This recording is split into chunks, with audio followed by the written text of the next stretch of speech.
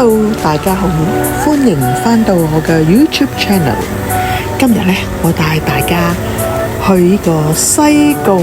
我哋今次中秋節啦，個主題就係去西貢玩1晚，然之後呢，就喺香港同我表弟屋企周圍玩下，咁去體驗一下香港嘅生活。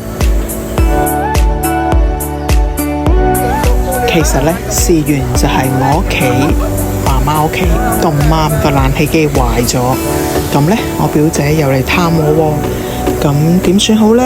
我哋忍咗2日，終於要出走啦，就係離家出走，去呢個西貢 book 咗1晚，住下酒店啦。但係呢個碼頭呢，又非常之靚喎，所以呢，我哋覺得好值得拍低，留翻個美麗回憶。哇！西貢而家對住個海灣，真係靚到不得了，好似去咗度假咁。嗱，呢個就係我表姐啦，同我媽。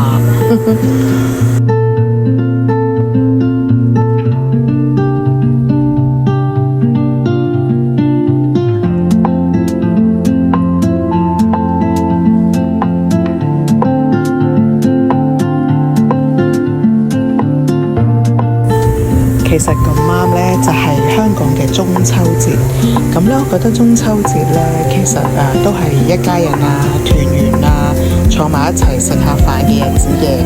咁呢，我就覺得不如我哋就住1晚酒店啦。咁啱呢，西貢嘅環境呢就好啱我哋嘅，因為我哋都係比較中意靜啲啦，過時過節。咁啱晒啦，游下水。咁夜晚出下西貢碼頭食下嘢，咁我覺得呢係非常之舒服嘅。尤其是我媽呢，唔可以太快咁嘅節奏，咁我就游下水食下飯就啱晒我哋啦。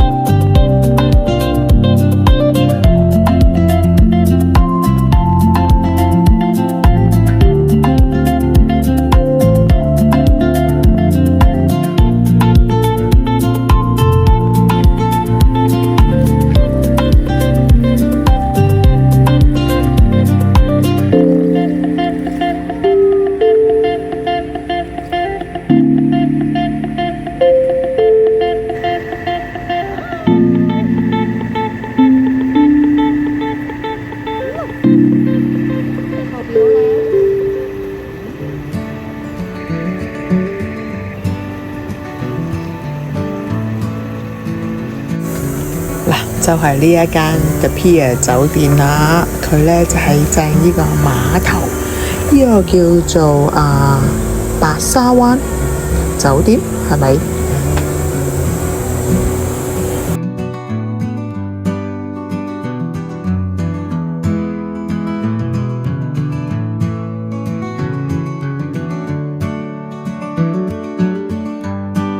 哇！我哋嗰日真係非常之好天啊，好似去咗度假一樣。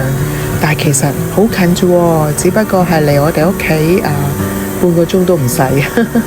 其實我覺得真係好方便啊！如果你有時呢有老人家呢，唔想勞師動眾，又要搭飛機又要搭船，不如就考慮下附近西貢碼頭或者一啲比較好少少嘅酒店呢，就即時已經有一個度假 feel 啦。不過呢，最緊要都係啦 ，check 下個天氣先啦。哇！今日嘅天氣真係好到不得了，我覺得已經係賺咗㗎啦。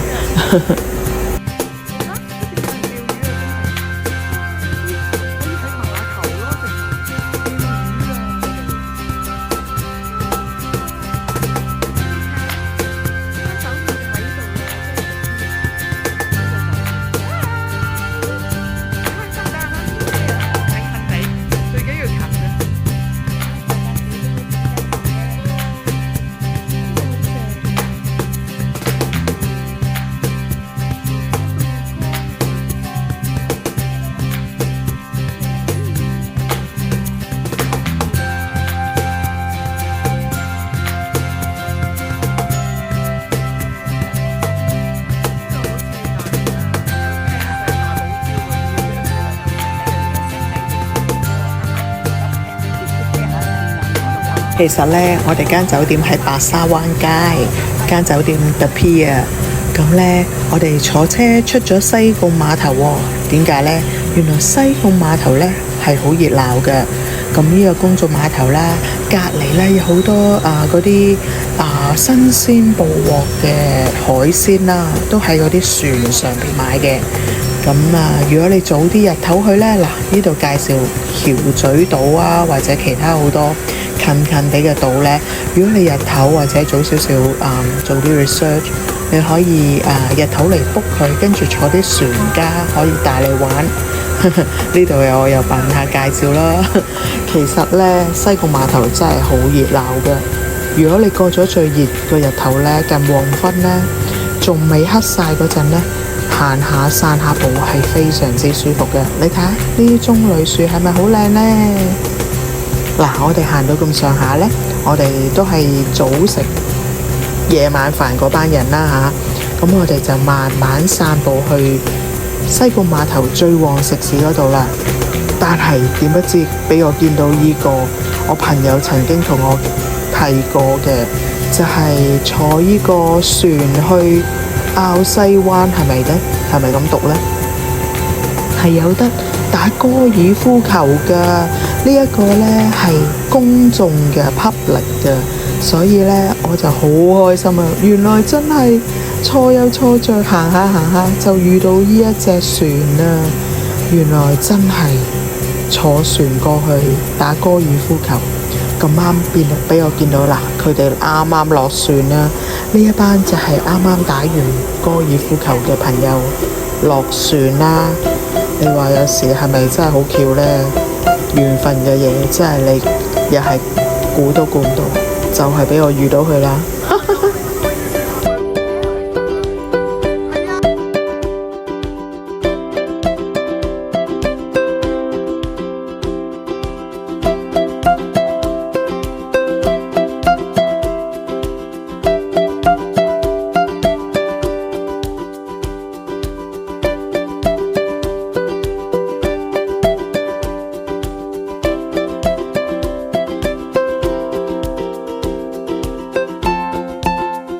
好啦，又係到揾食晚飯時候啦，我哋就行咗嚟鴻記海鮮。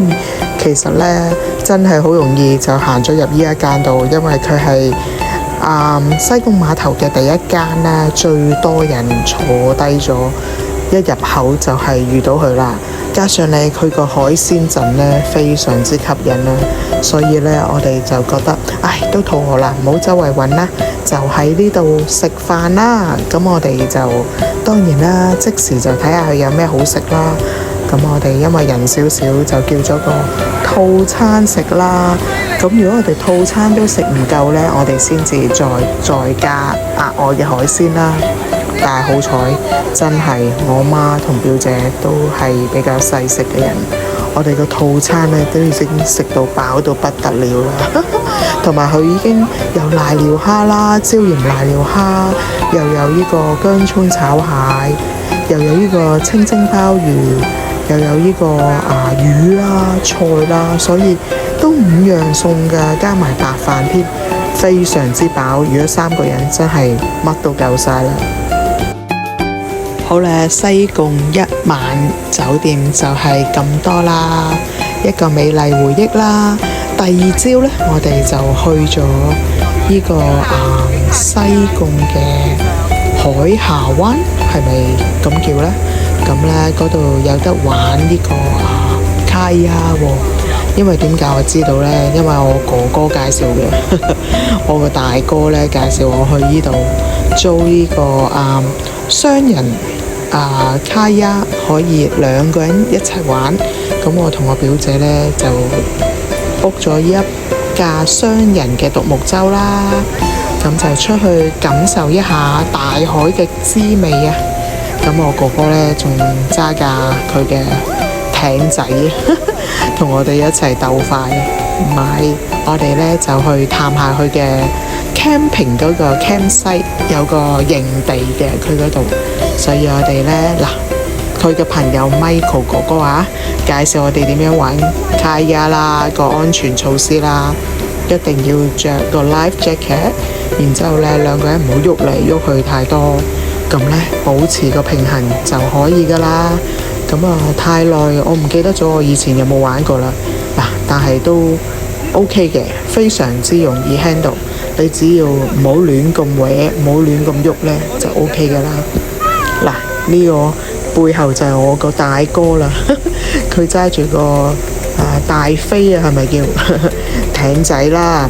咁就快過我哋嘅，但係佢呢，就唔可以咁樣兜過去嘅喎，佢唔知點樣兜過去嘅，因為佢嘅船呢，要兜過去後邊嗰度先至上到佢嘅 camping site。我哋呢，因為可以就咁撐，所以呢，冇污染啦，可能我哋就慢慢咁樣開過去嗰個可以停到隻船嘅泳灘嗰度拍低。你睇下，全靠我二表姐嚇，佢 handle 都好好，所以我先影到呢個 video。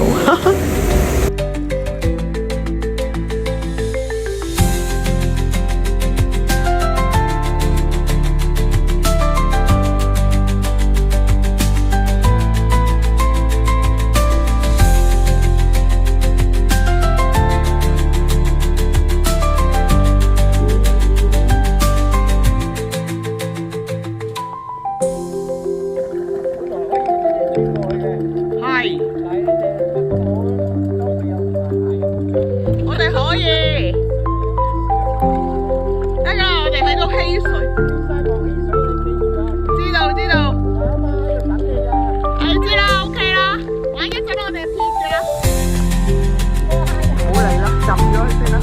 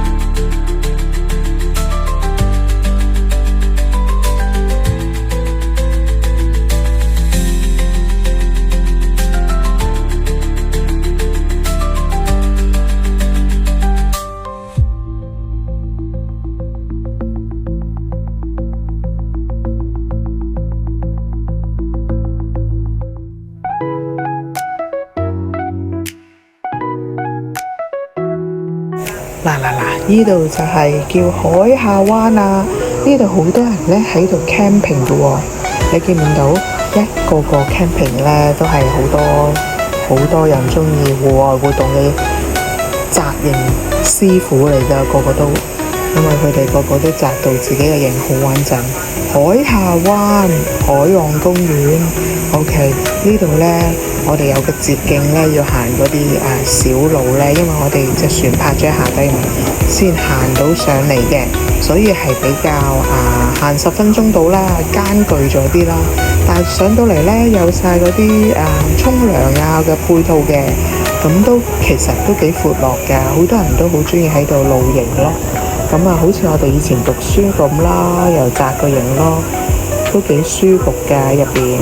如果唔係話太多蚊或者太大風都可以嘅。咁我哋參觀完之後呢，我哋就係要行啲小路啦。冇錯，我上次跟大表姐喺加拿大要行過山啫。呢啲呢真係濕碎啊！我哋慢慢行落去就得嘅啦。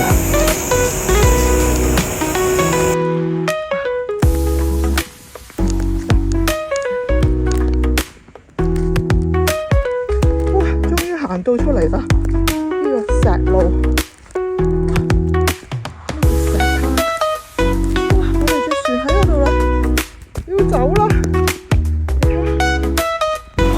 我哋玩完餐廳仔呢，我哋要返去啦。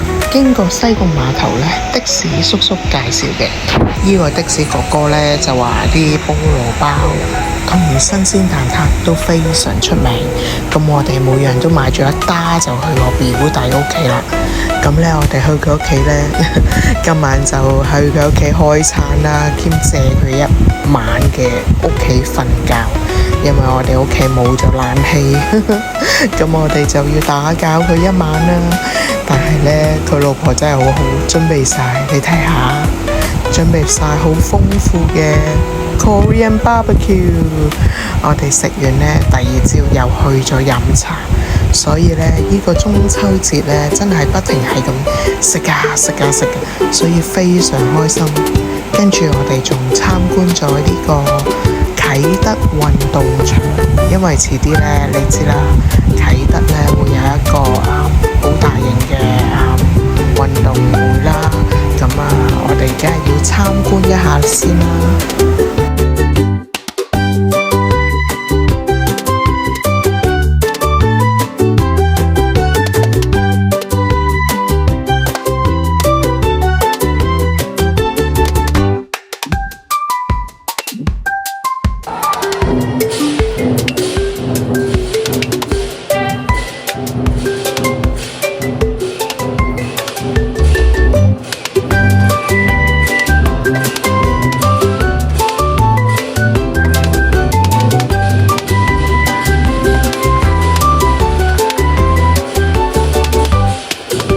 其實呢，之前都介紹過呢個啟德運動場呢，佢有個 airside 就喺呢度啦。佢好歡迎好多有養狗仔嘅朋友呢，都可以喺度放狗喎。所以呢，可能 weekend 或者中秋佳節呢，都非常之熱鬧。好多人都帶埋佢啲狗仔喺度放㗎。咁加上呢排中秋節呢，頭先你見到啦，有舞龍啦。遲啲咧又有啟德全運會啦，會開幕嘅，咁所以咧呢度就會非常之熱鬧。我哋今日就成日咧都喺度參觀下，仲有入邊好多食肆嘅，你睇下，今晚我哋就試過泰國餐啦，咁佢仲有好多韓國餐啊，其他越南餐啊，總之你諗得到嘅嘢食 ，Airside 呢度都有得食嘅。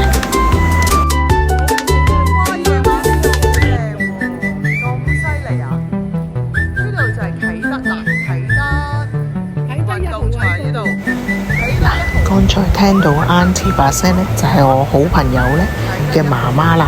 佢啱啱搬咗嚟呢度啟德運動場呢度，啱啱新居入伙所以呢，我哋真係好好彩有個介紹我哋嘅導賞員。咁我哋喺度打卡啦，一路咁行上去啦。佢話呢度有金樹。因為啲燈係金色喺啲樹上邊，另外又有一邊係銀樹，因為有啲銀色嘅燈喺嗰邊嘅樹，但係因為之前打風10號風球呢，掃冧咗好多所以剩翻1-2棵啫。我相信遲啲呢都會整翻靚嘅。呢一邊呢仲依然好靚喎，仲有好多攀石嘅設施俾啲小朋友、大朋友一齊大家互動一下喎。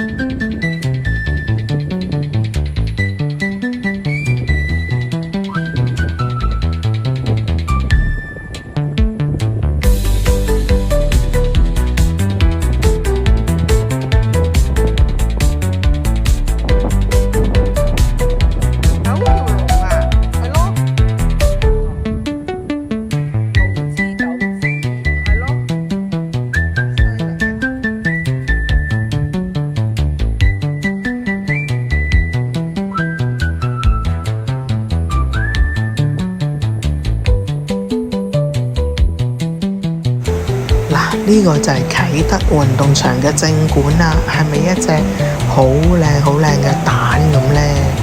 之前呢，就係有9條龍嘅銅像啦喺個地下。嗱，見唔見到嗰邊銀樹啊？我哋呢就入去呢間興建啟德運動場嘅展館啦。佢有介紹呢個運動場嘅由來喎，所以OK， 我哋就睇下佢嘅古仔啦。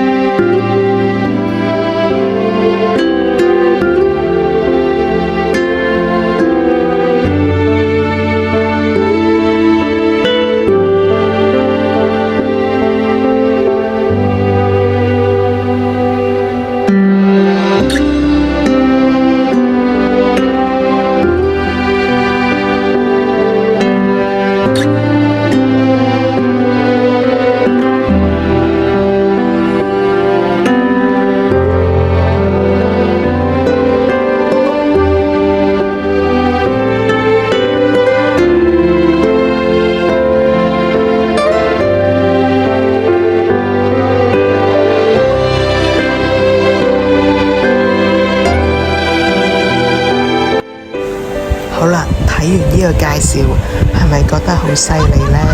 其實我哋好幸運有一班好努力、好聰明嘅建築師啦、工人啦，幫我哋興建一個咁靚嘅香港社會。所以呢，我覺得真係好幸福㗎。咁跟住我哋落嚟呢，就睇完晒啦，呢個啟德運動場，係時候我哋又去第二日嘅行程啦，就係去呢個故宮博物館啦，喺香港㗎喎。我覺得呢個行程呢，冇諗到真係要行咗成3個鐘啊嚇！入咗去呢，就真係每一樣嘢都係好珍貴嘅紀念品啊，全部都係皇帝用過嘅好珍貴嘅全部啲碗碟所有啲陶瓷都非常美麗。大家跟我一齊入去參觀下啦。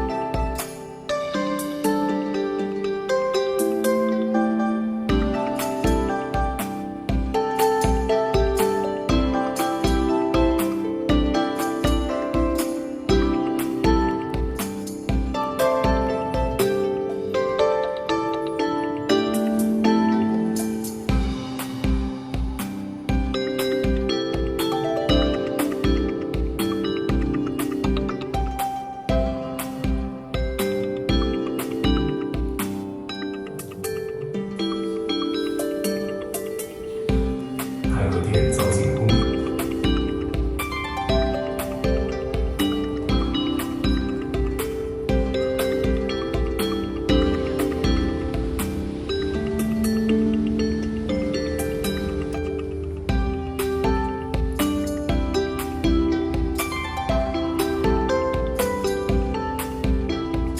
好啦，今次故宮遊呢又差唔多啦。如果你鍾意呢條片嘅，記得 like、subscribe and share。我哋下次再見啦，拜拜。